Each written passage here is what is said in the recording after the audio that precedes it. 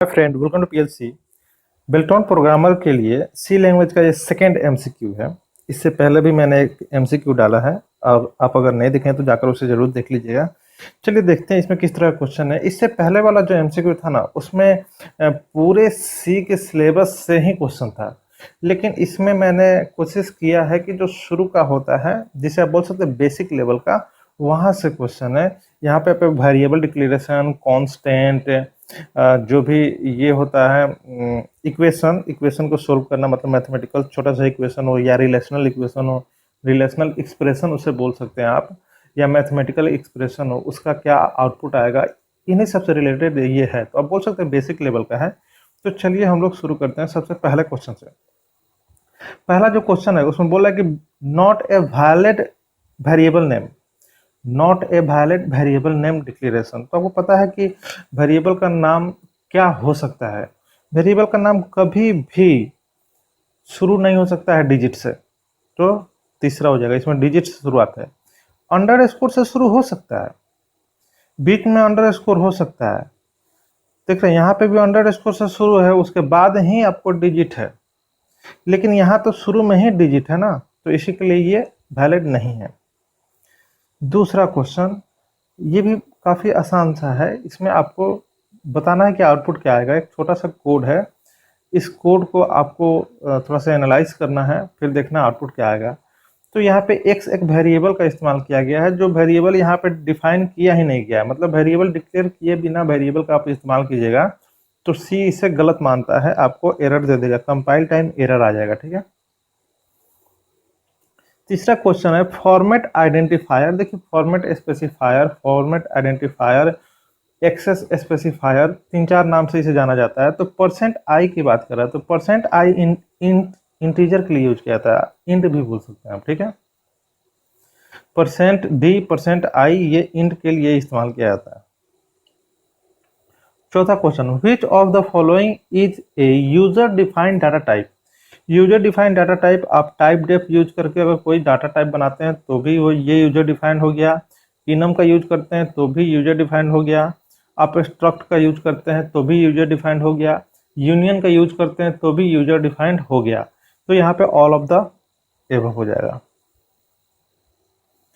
Fifth, what is the size of an int data type. Int data type का size क्या होगा। तो यहाँ पे ऑप्शन में कोई चार लगा सकता है, लेकिन ध्यान रखिएगा ये डिपेंड करता है कंपाइलर पे।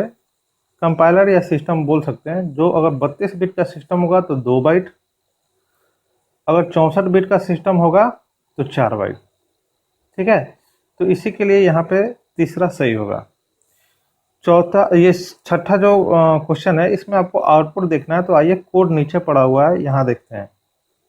ठीक है। मैं इसे जूम कर देता हूँ, एकदम क्लियर आपको दिखे।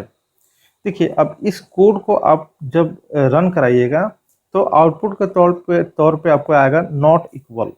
तो अब कोड को समझते हैं कि हो क्या रहा है। देखिए एक f1 वेरिएबल है जिसमें आपने डाल दिया 0.1। f1 फ्लोट टाइप है। ठीक है। आप इफ स्टेटमेंट में f1 इक्वल टू, मतलब जो भी इक्वल टू होता है, जो चेक करता है इक्वलिटी, ये आपने ऑपरेटर यूज किया और आपने लिख दिया 0.1। तो आपके नज़र से तो सही है, F1 में भी तो 0.1 है, लेकिन यहाँ पे जो आपने लिखा है 0.1, 0.1 आपने जो यहाँ लिखा है कंडीशन के अंदर, तो इसे डबल की तरह कंसीडर करेगा कंपाइलर। तो यहाँ पे दोनों बराबर नहीं है, दोनों अलग अलग है। इसी के लिए ये लाइन एग्जीक्यूट होगा और मैसेज आएगा नॉट इक्वल। यही क्वेश्चन आगे है। फिर देखिए सेम क्वेश्चन है, सेम क्वेश्चन है, लेकिन अब इसका आंसर आ जाएगा इक्वल। क्यों? क्योंकि यहाँ पे एफ लगा दिया गया है 0.1 के साथ। अगर आप छोटा एफ या बड़ा एफ लगा देते हैं तो ये एफ डिनोट करता है, एफ बताता है कंपाइलर को, देखो हम यहाँ फ्लोट वैल्यू लिखने की कोशिश कर रहे हैं, ये जो मेरा वैल्यू है ये फ्लोट है। आप बोल सकते हैं ये फ्लोट लिटरल है या फ्लोट कांस्टेंट है। तो फ्लोट कांस्टेंट दिखाने के लिए आपको एफ लगाना पड़ेगा, एफ लगाना पड़ेगा। ठीक है।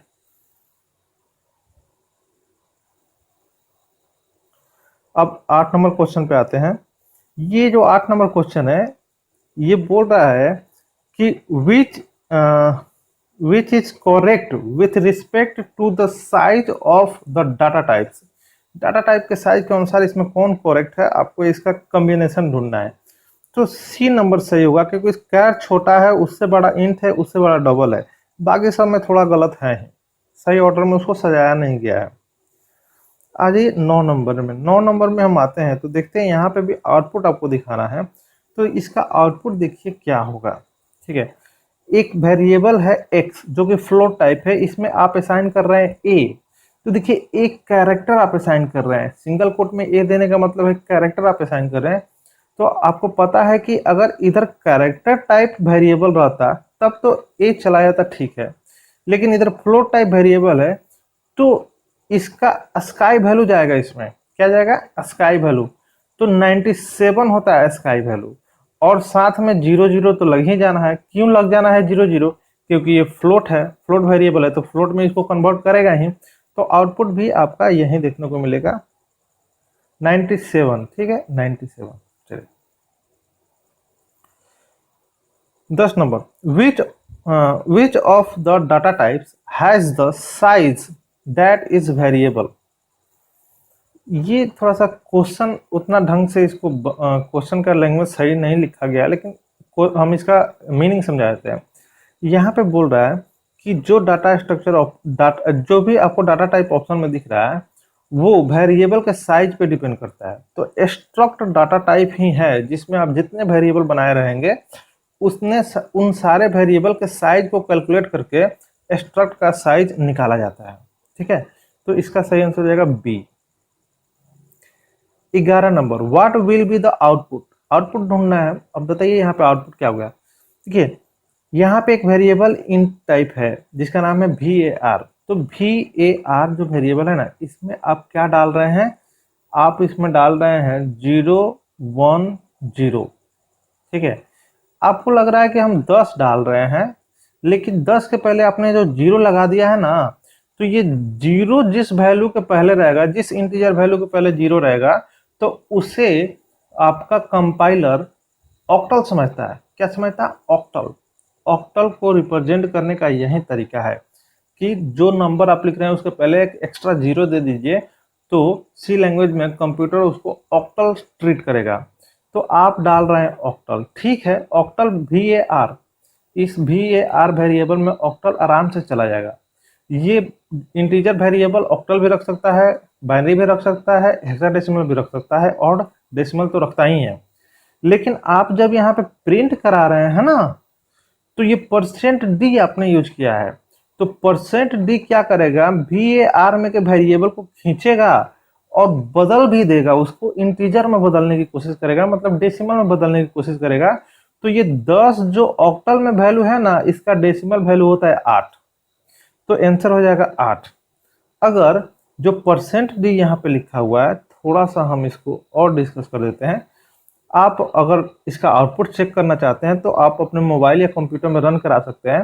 %d की जगह पर बस आप %o ही यूज कीजिए, %o, तो एकदम यही चीज आउटपुट में आ जाएगा। अगर %x किया आपने, तो %x का मतलब आप उसका हेक्साडेसिमल वर्जन देखना चाहते हैं, तो क्या करेगा, उसका हेक्साडेसिमल वैल्यू आपको दिखा देगा। तो ये सब बारीकी है, इनको समझना होगा। enum type are processed by compiler, compiler ही प्रोसेस करेगा उसे। 13, what will be the output of the following. Output दिखाना है यहाँ पे। तो देखिए यहाँ पे आउटपुट क्या होगा, एक इंटीजर वेरिएबल है p, लेकिन इसके पहले कॉन्स्ट लगा है, मतलब कि ये जो p है ना, इसको क्या कर रहे हैं आप, कांस्टेंट बना रहे हैं। तो कांस्टेंट जब आप बना रहे हैं तो एक चीज ध्यान रखिएगा, जब आप कांस्टेंट बनाइएगा ना, तो उसी दौरान इसमें वैल्यू आपको डालना पड़ेगा। कुछ भी वैल्यू डालिए, लेकिन उसी दौरान वैल्यू डालना पड़ेगा। और एक बार जो आपने वैल्यू डाल दिया, फिर दोबारा उसमें रीअसाइन कीजिएगा तो एरर आएगा। तो सबसे पहला तो यहाँ पे आपने वैल्यू नहीं दिया, तो यहीं पे पहला एरर आ जाएगा, कंपाइलेशन एरर, कि आप जब कांस्टेंट बना रहे हैं तो वैल्यू दीजिए। ठीक है, तो ये वाला लाइन में एरर है, ये वाला लाइन में एरर नहीं है। ठीक है, आप तो फिर दोबारा ऐसा तो कर ही नहीं सकते हैं, एक बार कांस्टेंट बना रहे उसी समय आपको वैल्यू देना होगा। 14 नंबर पे आते हैं। यहाँ पे कह रहा है कि आपको फॉल्स स्टेटमेंट ढूंढना है। तो 14 में फॉल्स स्टेटमेंट क्या है, इसको थोड़ा सा पढ़ना होगा। फिर ए ही लग रहा है, constant variables need not be defined as they are declared and can be defined later. देखिए ये क्या बोल रहा है कि constant variable need not be defined as they are declared, मतलब जैसे आप उसको डिक्लेयर कर रहे हैं तो उस दौरान वैल्यू डालने की जरूरत नहीं है, अब बाद में वैल्यू डाल सकते हैं, जो कि सरासर गलत है। जब आप कांस्टेंट बना रहे हैं उसी दौरान वैल्यू डाल दीजिए उसमें, ठीक है, ये सही बात है।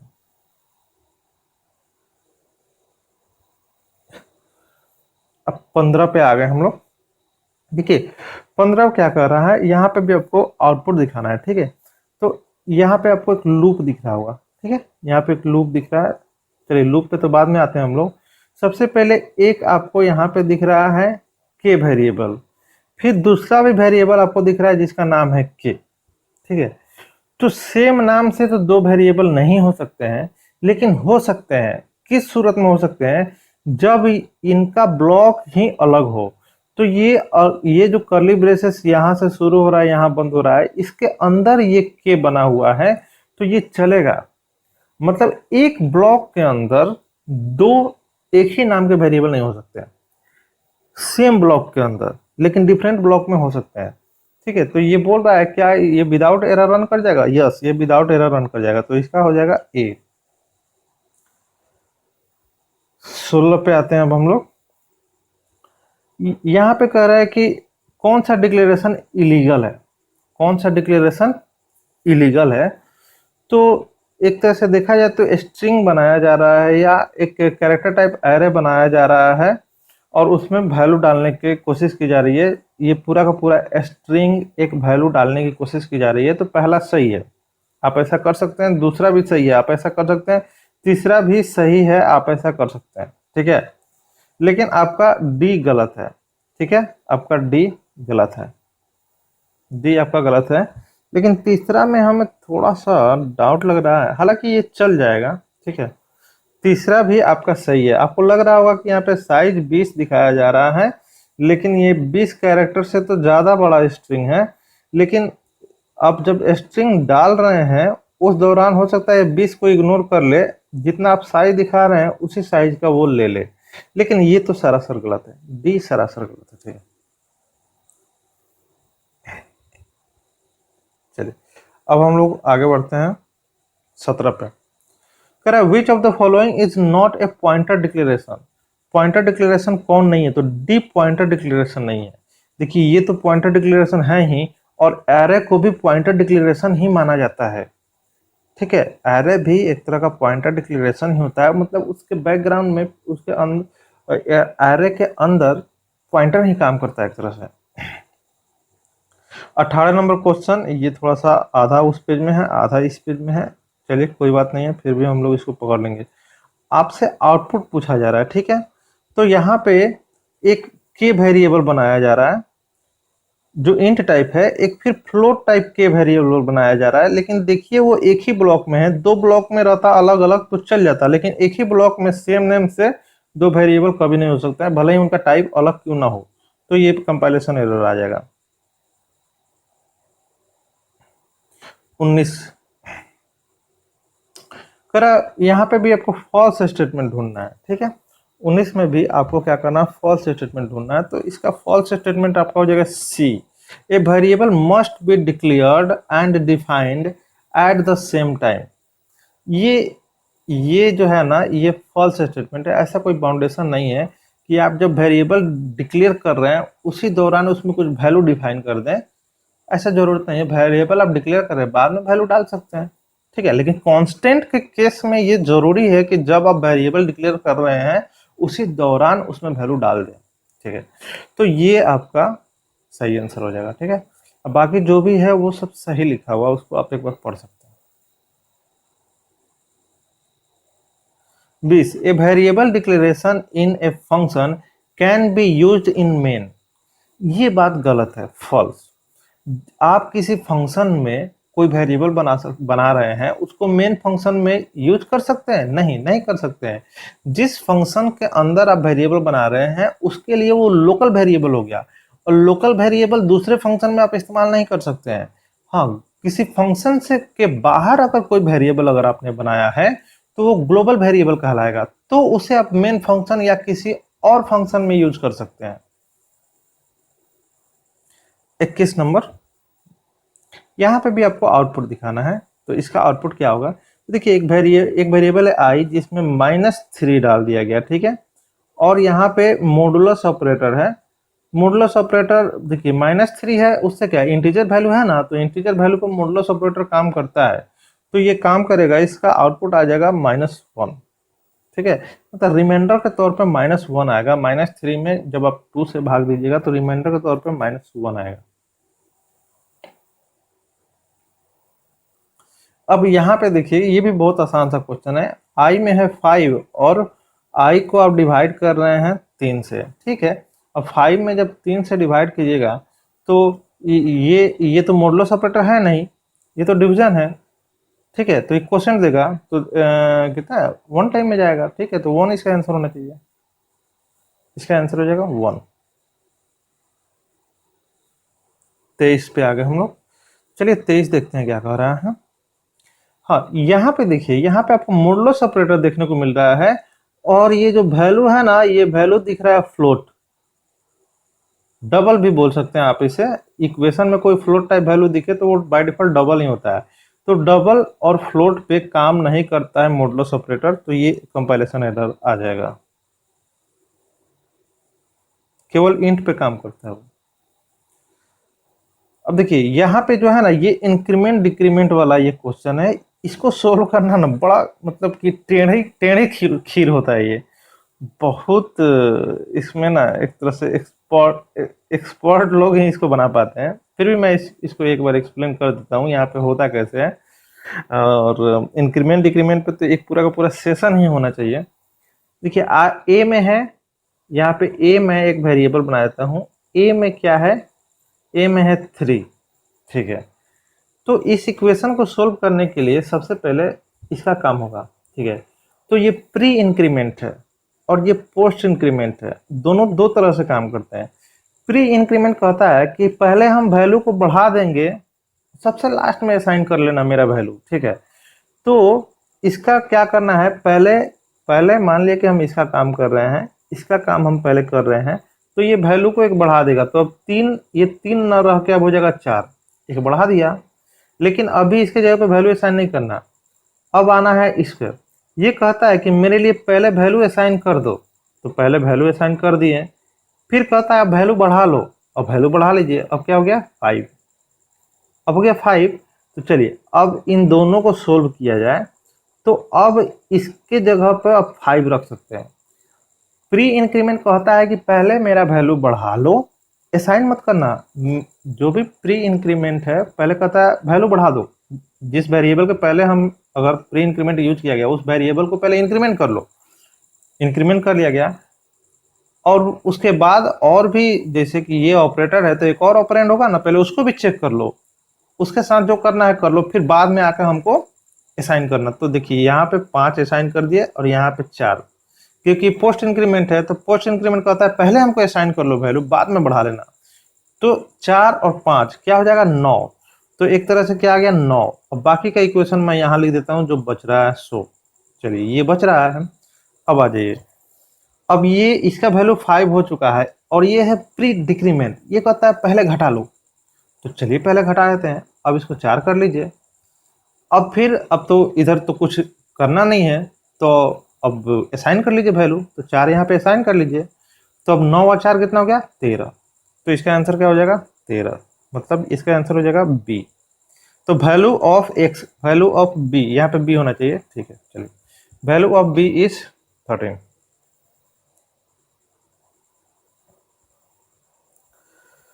अब ये जो 25 है इसको देखते हैं, what is the precedence of arithmetic operator, operator का प्रेसिडेंस बोल रहा है, तो आपको किस ऑर्डर में खोजना है, हाईएस्ट टू लोएस्ट में खोजना है। तो हाईएस्ट टू लोएस्ट में तो यही दिख रहा है, यही होगा, ठीक है, बाकी सब में कुछ ना कुछ गड़बड़ है, तो ए इसका सही होगा। 26 नंबर क्वेश्चन कह रहा है कि विच of the following is not an arithmetic operation, मतलब अरिथमेटिक ऑपरेशन कहाँ परफॉर्म नहीं हो रहा है। तो यहाँ तो हो रहा है, यहाँ भी हो रहा है, यहाँ हो रहा है, यहाँ नहीं हो रहा है, तो ये हो गया आपका सही आंसर। ठीक है।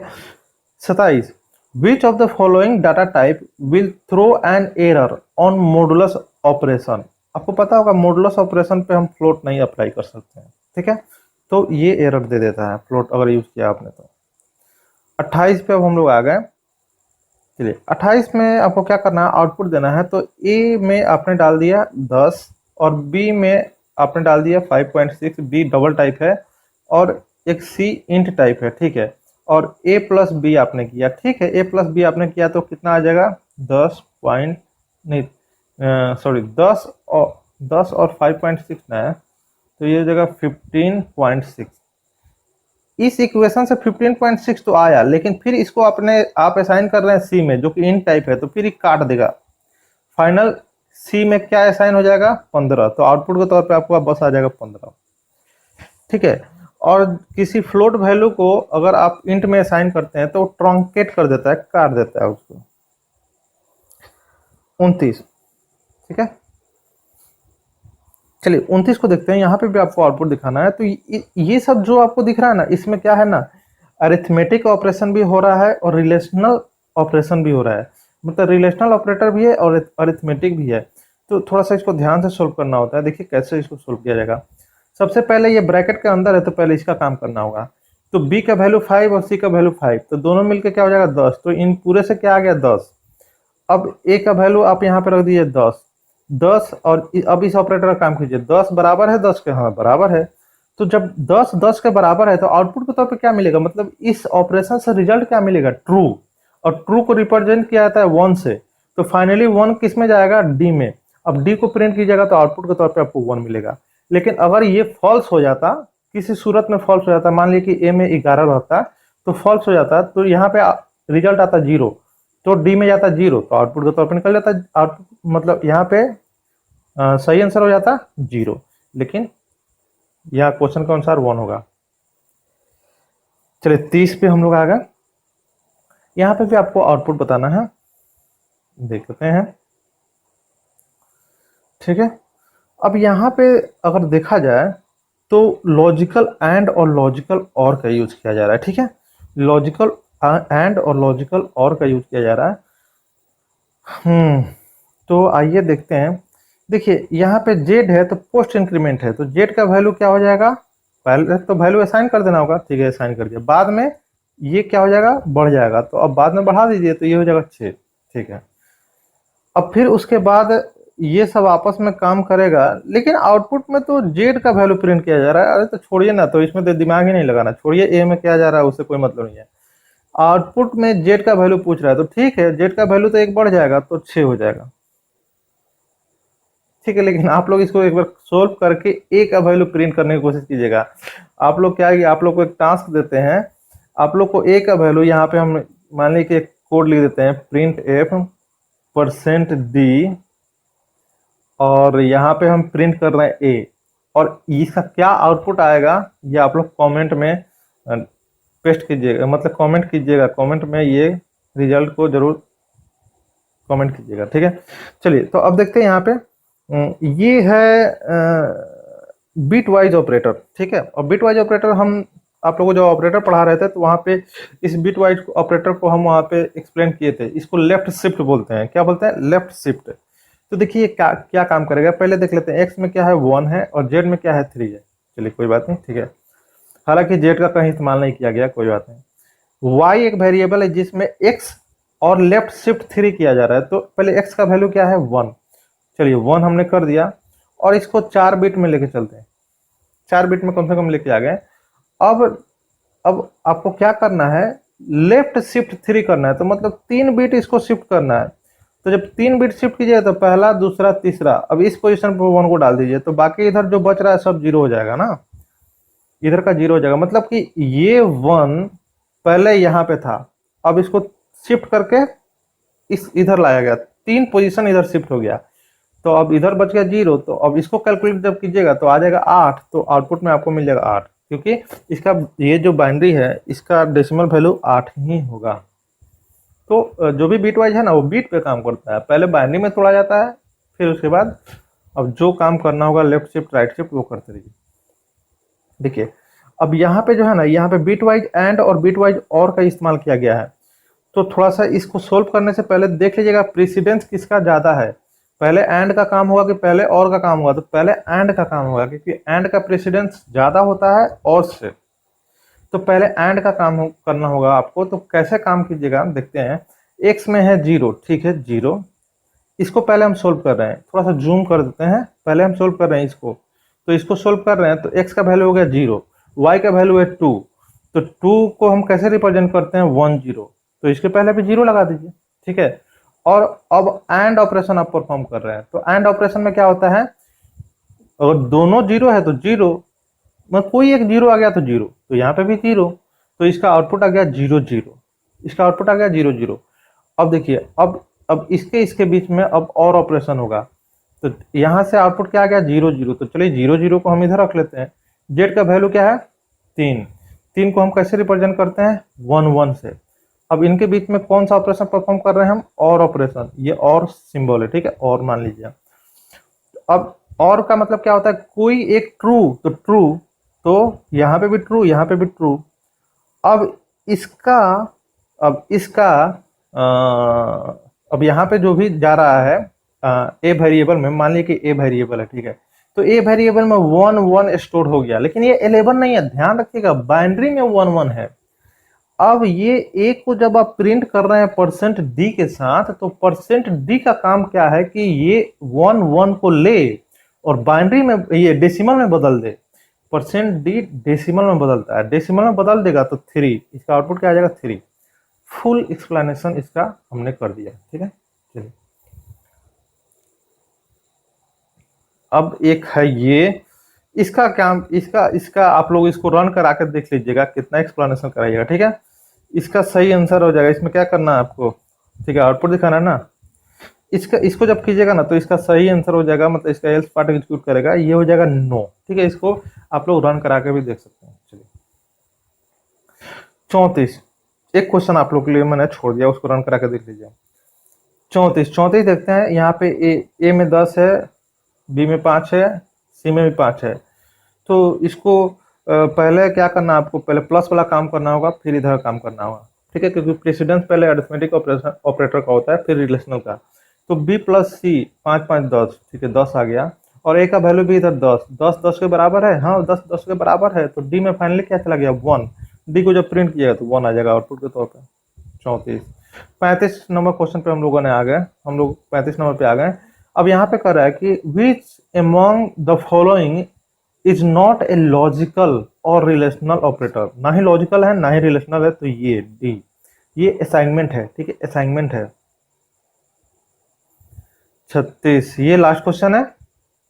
Relational operator can not be used on, relational operator आप स्ट्रक्चर पे इस्तेमाल नहीं कर सकते हैं, बाकी इन सारे डाटा पे इस्तेमाल कर सकते हैं। तो सही आंसर क्या हो गया ए।